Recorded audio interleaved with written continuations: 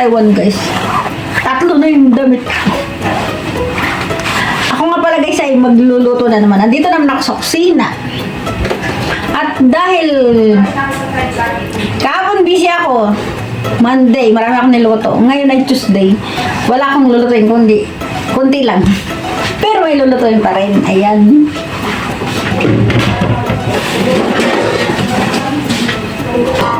Pero ready ko na guys yung akin lulutuin mo. Mamayang gabi. Lamig talaga guys. Dito na naman ako sa kusina. Tignan nyo guys. Kita niyo.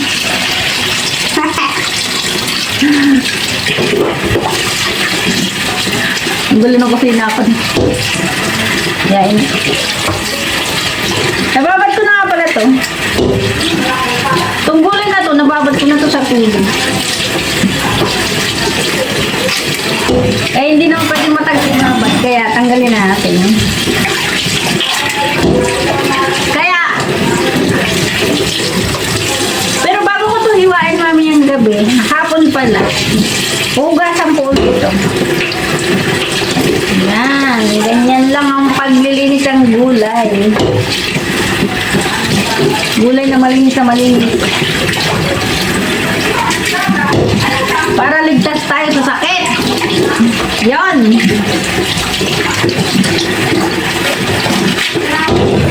Sabi ko nga sa iyo ang madiskarting Taiwan OFW. Ako yun.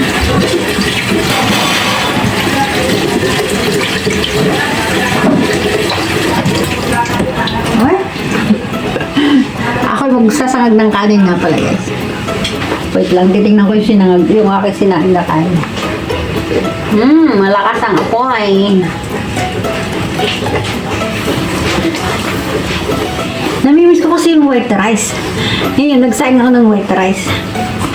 Tapos, isasangag ko yun. Tapos, magpiprito ako ng isda. Itong isda na ito, sutaw isda ng katulong. Isda ng katulong dito sa Taiwan. Okay lang yun. Diba? Tapos, isasangag ko siya. Lagyan ko ng carrot. Iwain natin ang carrot at bawang. Meron nga pala akong sibuyas.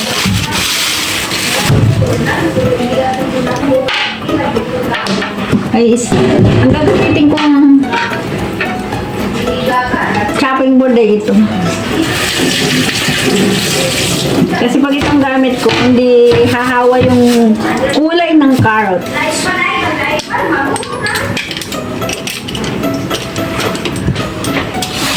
Hindi ko naman ito ubusin.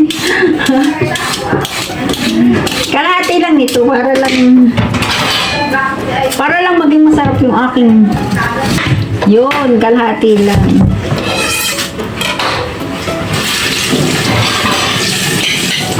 Ang aking gagawin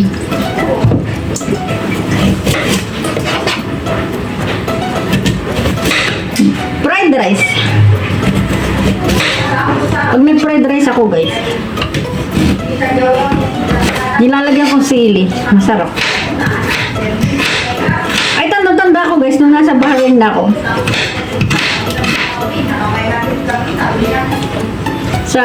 Marami kasi akong naging trabaho sa Bahrain. Kasi pre-visa ako dun, kung saan ako nagtrabaho. Pero maganda yung karanasan ko dun, maganda din yung naging trabaho ko dun. Puro social yung naging trabaho ko dun. Yun yung mga sarap ng buhay na naging karanasan ko nung ako'y time na nasa Bahrain. Naging sales promoter, nag-tourist guide. Ayun, ang ganda yung tourist guide. Nag-tourist guide ako talaga guys. Tapos ano pa yun?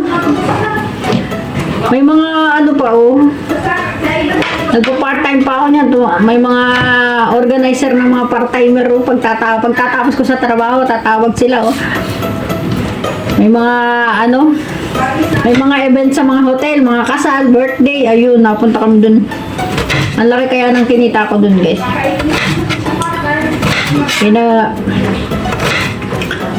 Kaya nakapagpatapos ako ng pag-aaral ng mga bata ko. Dahil lang doon sa, sa mga ganung trabaho. Malaki kasi ang kikitain mo part-time ka. Kaso mo, mahirap din yung free visa. Kasi pag free visa ka, mahirap talaga. Pag nahuli ka na nagtatrabaho ka doon sa hindi mo naman employer, posibilidad na ma-deport ka, kaya nakakatakot din ay. Kaya yun, nung nasa Bahrain ako, pinili ko pa rin mag-apply ng ng working visa. Kasi pag free visa ka, hindi yun hindi rin yung safe. Yung free visa ka. Promise, hindi. Kaya,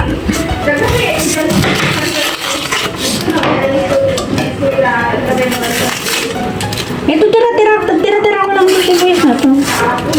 Kasama ko na to sa pagsasangag. Kasi hindi naman pwede patagalin yung mga sibuyas na nahiwa na. Tapos ilalagay mo sa rep. Hindi yung safe sa ating katawan. Kaya kailangan, pagkahiwa mo ng sibuyas ay kailangan ubusin mo na kagad-agad. Bawal daw yun, sabi nila.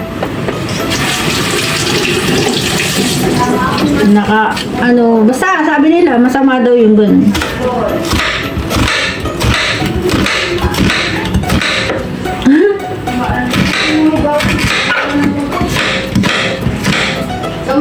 Ang madiscarding OFW ng Taiwan, ako yun.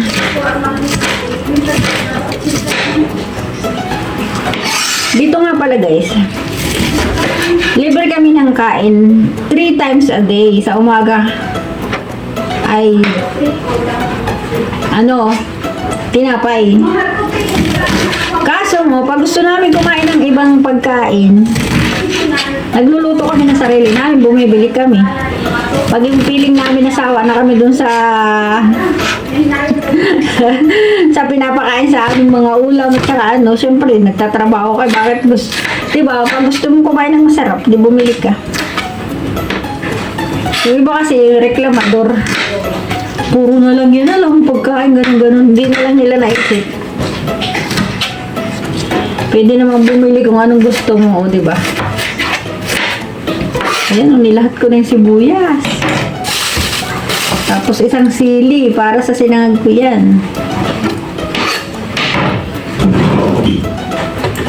Tapos eto.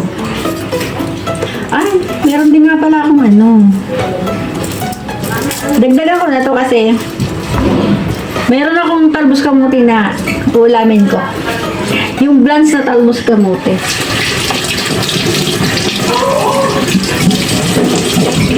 Sa Ebal, hindi yung kumakain ng talbos kamuti. Bihira lang ang kinakain ng nagulay. Ewan ko, may mga tao talaga na ganun. Hindi kumakain ng mga gulay. Parang yung kaibigan ko na si Maricel. Shout out kay Maricel Mylas. Yung nagtrabaho din dito. Ayaw niya ng gulay. Parang yung anak ko lang na panganay. Meron pala talagang ganun, guys. Na ayaw nila talaga ng gulay.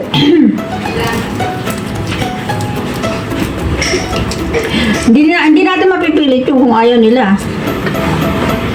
Hindi naman pala sa kartihan yung ganun. Totoo yun. Meron talagang ayaw nilang kumain kasi hindi kayang tanggapin ng sikmura nila. Sabi nga sa inyo, mag-ulam na sila ng tuyo, huwag lang sa pakainin ng hindi nila gusto. Oo, huwag natin husgahan yung mga taong ayaw kumain ng gulay. Kasi kagaya nung kaibigan, dito kasama ko dito si Evelyn.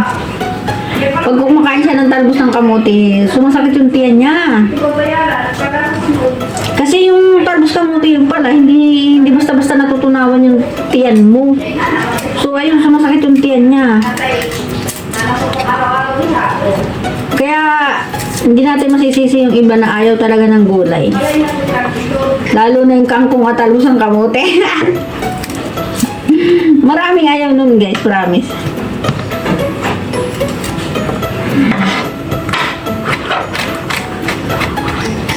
Wala akong magawa nung. At least kami may, may kwento ako sa inyo ba? Kahit ako nagagawa lang sa kusina, marami akong kwento sa inyo na kapakipakinabang mo, di ba?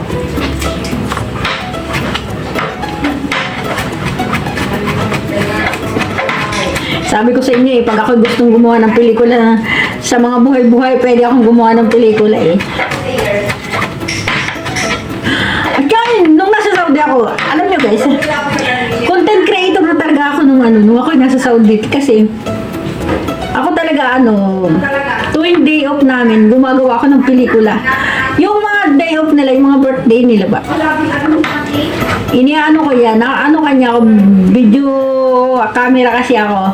Meron ako sariling handicam nun. Tapos yun, pag may nagbe-birthday nung sa Saudi Arabia, pag day off namin, kino-coverage ko yun. Ayun, doon ako kumikita ng malaki. Tapos, habang ako'y nagre-record na nun sa pinapanood na nila habang nagre-record ako. Kasi noon, sinasaling ko yun sa yun, Bitama. Yung malalaki pa nun yung mga bala. Doon. Nga ako, sabi ko, dati na pala akong kahit hindi ako vlogger nun, pero ako nga pala ang talent ko pala talaga nasa social media kasi biro mo, ako pala yung nag-i-edit ng mga birthday, yung mga kagaya nun yung mga picture na ini-edit ko yun tapos nilalagyan ko ng kanta tapos binibenta ko. Tapos siya parang dito ko lang naalala kung ano yung mga previous na mga dating trabaho na pwede kong balikan at pwede ko palang pagkakitaan. Kaya marami akong alam guys. hindi ko lang talaga kumbaga hindi ko nilalabas yung talent ko, pero ngayon utay-utay ko nang nilalabas yung talent ko. Charot! Totoo yun guys. Naku. Shout out to sa mga CEO worker ko nung nasa Saudi Arabia. Ako yung talagang kanilang videographer dahil ako talaga gumagawa ng mga pelikula nila, di ba? Pag may birthday, umpisa pa lang doon sa pagluluto, pag-preparation, hanggang sa pag-party, binibidyo ko na yan hanggang sa katapusan. O di ba, ang laki ng kinikita ako, ako na nag-i-edit, ako nagre-record. O di ba, ganun yun. Kaya saya ng buhay ko talaga sa Saudi Arabia, hindi ko malilimutan yun guys. So, ayun na, tama na guys. Hanggang dito na lang muna at ibibitin ko muna kayo. Magkukwento ako next time again. Bye everyone!